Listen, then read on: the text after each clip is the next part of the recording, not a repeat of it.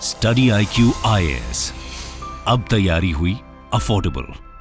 नमस्कार दोस्तों, जैसा कि आप सबको पता है, दुनिया में इस समय ऑलरेडी दो मेजर युद्ध चल रहे हैं। एक तो पिछले 2 साल से लगातार रशिया यूक्रेन का वॉर हो गया, और दूसरा इस समय जो इजराइल गाजा पट्टी में चल रहा है, जो भी कुछ आप सबको पता ही है। और कहीं ना कहीं यहां पर जो तीसरा युद्ध है, अगर वो ऐसा कुछ होता है तो ये पूरे दुनिया के लिए एक बड़ा खतरा हो सकता है। मैं बात कर रहा हूं साउथ अमेरिका के अंदर, जो नदर्न साइड है साउथ अमेरिका का। यहां पर आपको पता है वेनेजुएला, जिसकी कैपिटल है कैराकस, और दूसरा है गियाना, जिसकी कैपिटल है जॉर्ज टाउन। दोनों के बीच में बड़ा मतभेद चल रहा है टेरिटोरियल डिस्प्यूट को लेकर। इनफैक्ट मैं आपको बता दूं, गयाना का लगभग 2/3 एरिया, मतलब ये पूरा एरिया जो मैं मार्क कर रहा हूं, ये वेनेजुएला के द्वारा क्लेम किया जाता है। और यहां पर आप देख सकते हो, इसको देखते हुए यूके ने डिसाइड किया है कि वो अपनी जो नेवल शिप है, जो वॉरशिप है, उसको गयाना के पक्ष में, मतलब गयाना के सपोर्ट में यहां पर भेजेगा और उसको वहां पर डिप्लॉय करेगा। तो इसी के बारे में हम डिटेल से जानेंगे कि एग्जैक्टली हो क्या रहा है, और साथ ही साथ ये जो पूरा डिस्प्यूट है वेनेजुएला और गयाना का,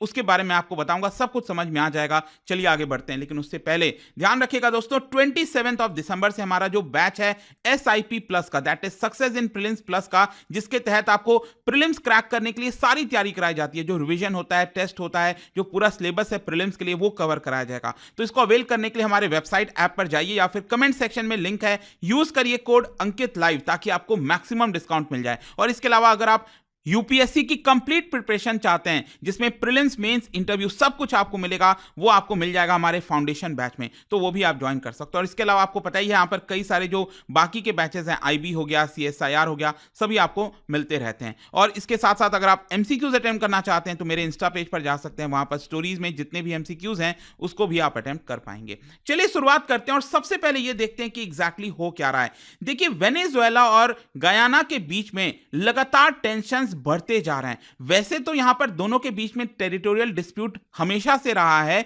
जिसको गयाना ने रिजेक्ट किया है, लेकिन वेनेजुएला के द्वारा क्लेम किया जाता है। और ये जो मैं एरिया की बात कर रहा हूं, ये है लगभग 1,60,000 स्क्वायर किलोमीटर। यहां पर आप मैप में देख सकते हो, ये आपका वेनेजुएला हो गया, और राइट साइड में ये अगर आप देखोगे, ये है पूरा आपका गयाना। ठीक है, अब गयाना का ये रेड कलर में आप देख रहे हो ना, मतलब आप गयाना का सोचिए लगभग 2/3 एरिया, ये जो आप देख रहे हो, इस एरिया को कहा जाता है एसिक्यूबो। और ये एरिया बेसिकली इसलिए बोला जाता है क्योंकि यहां पर अगर आप राइट साइड में मैप में देखोगे गयाना के, तो ये एक रिवर बह रही है जिसका नाम है एसिक्यूबो रिवर। ये जो आप देख रहे हो ना, ये जो लाइन जा रही है, तो एसिक्यूबो रिवर का जो पूरा लेफ्टन वाला पूरा पार्ट है गयाना का, ये जो पूरा एरिया है, वो वेनेजुएला का कहना है कि वो उनका है, और इसी की वजह से ये पूरा टेरिटोरियल डिस्प्यूट आपको देखने को मिलेगा। ऑल्दो मैं आपको बता दूं, ये जो गयाना आप देख रहे हो ना, ये पहले ब्रिटिश एम्पायर का पार्ट हुआ करता था, कॉलोनी हुआ करता था, और 1899 में यहां पर एक इंटरनेशनल ट्रिब्यूनल के द्वारा डिसाइड किया गया था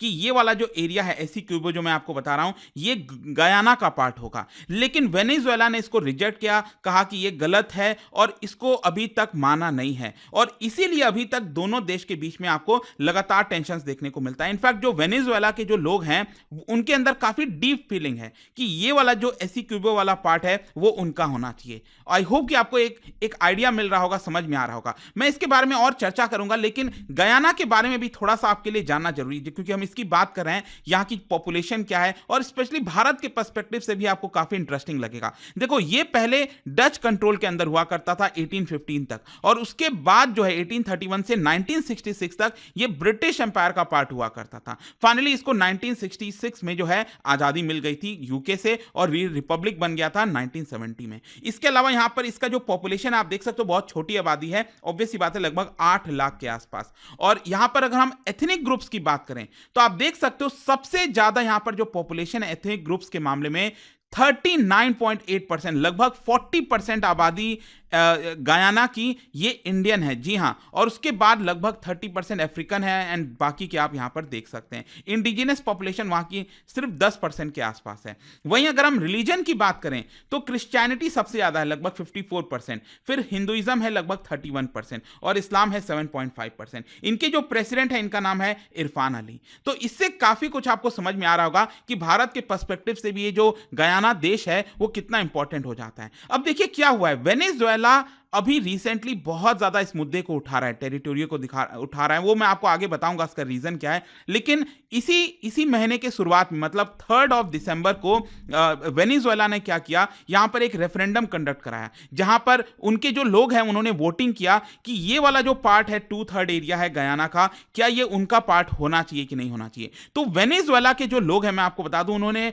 95% यहां पर वोट किया है कि हाँ ये उन्हीं का पार्ट होना चाहिए। आप देख सकते हो, vote shows overwhelming support for claim on region of Guyana. ये जो आप देख रहे हो फोटो, ये है बेसिकली वेनेजुएला के जो प्रेसिडेंट हैं निकोलस मड्यूरो, उनके द्वारा ये पूरा जो मामला है उसको बार बार उठाया जा रहा है। तो ये आपको समझने की यहां पर जरूरत है कि वेनेजुएला एक तरह से इस पूरे टेरिटरी डिस्प्यूट को उठाने की कोशिश कर रहा है, बार बार लाने की कोशिश कर रहा है कि ये वाला जो पूरा पार्ट है गयाना का वो उनका होना चाहिए। अब क्वेश्चन ये है कि ऐसा क्या हुआ है, मतलब अभी इसको क्यों उठाया जा रहा है। वैसे तो डिस्प्यूट बहुत लंबे सालों से चल रहा है। देखो, इसके पीछे कुछ ना कुछ आपको कारण समझना है, और वो कारण मैं आपको बताता हूं। देखो क्या होता है ना, किसी भी रीजन में अगर यहां पर बहुत सारा आपको इकोनॉमिक बेनिफिट देखने को मिलता है, तो डेफिनेटली यहां पर सभी देशों का इंटरेस्ट आ जाता है। तो एक्चुअली हुआ क्या, मैं आपको दिखाता हूं। ये गयाना आप देख रहे हो ना, इसका अगर आप देखोगे, इसके जो अटलांटिक ओशन आपको पता होगा, इस साइड आपको देखने को मिलेगा, ऊपर वाला जो पार्ट है,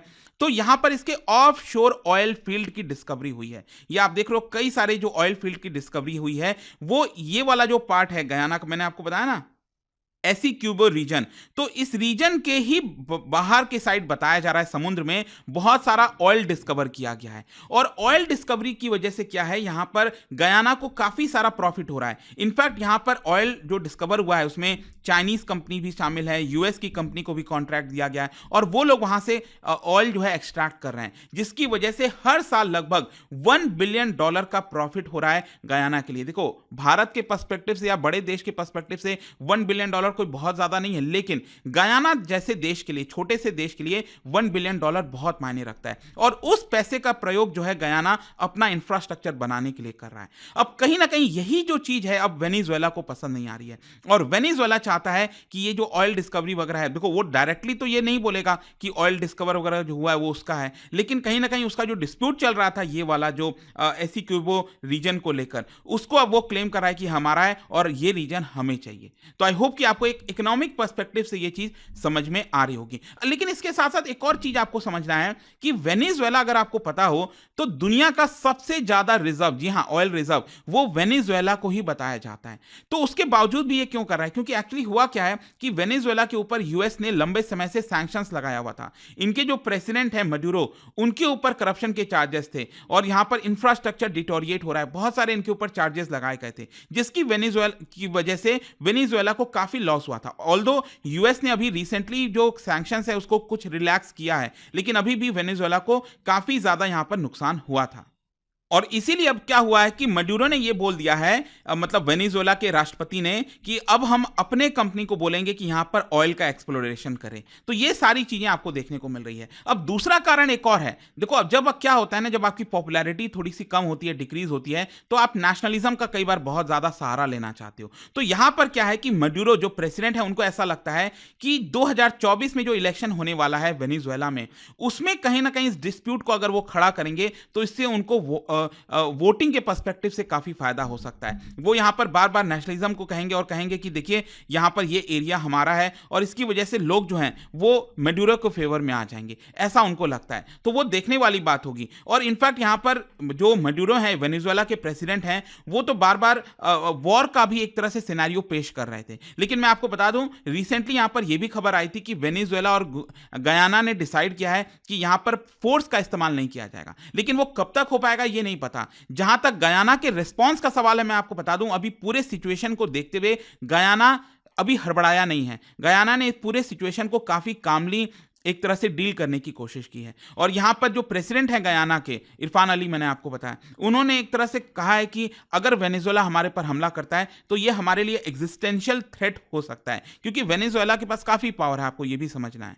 और इनफैक्ट गयाना ने यह भी कहा है कि जैसे रशिया ने क्रीमिया को जो है एनेक्स किया था 2014 में, वही सिचुएशन यहां पर भी आ सकती है और टेंशंस पूरे एरिया में बढ़ सकती है। और कहीं ना कहीं इन्हीं सारी चीजों को देखते हुए फाइनली यूके ने डिसाइड किया कि वो अपना जो पेट्रोल वेसल है उसको गयाना के सपोर्ट में भेजेगा, क्योंकि मैंने आपको बताया था कि गयाना यूके का ही एक तरह से कॉलोनी हुआ करता था एक समय, राइट। तो यहां पर जो HMS ट्रेंट है वो यूके यहां पर भेजने वाला है। In fact British junior foreign minister जो हैं वो गयाना गए थे इसी महीने और उन्होंने यहां पर अपना जो सपोर्ट है वो ऑफर किया था, यूके का जो सपोर्ट है वो ऑफर किया था और कहा कि हम आपके साथ हैं। तो वो उनके लिए एक थोड़ी सी रिलीफ की बात है। लेकिन यहां पर इसका इंपैक्ट क्या हो सकता है पूरे दुनिया के लिए और भारत के पर्सपेक्टिव से, ये आपको समझने की जरूरत है। देखो, जैसा मैं आपको बोल रहा था, ऑलरेडी दुनिया में 2 वॉर चल रहे हैं, एक तो रशिया यूक्रेन वाला और दूसरा वाला जो इजराइल जो है अभी भी लगातार बॉम्बिंग जारी है गाजा के अंदर, इजराइल के द्वारा किया जा रहा है।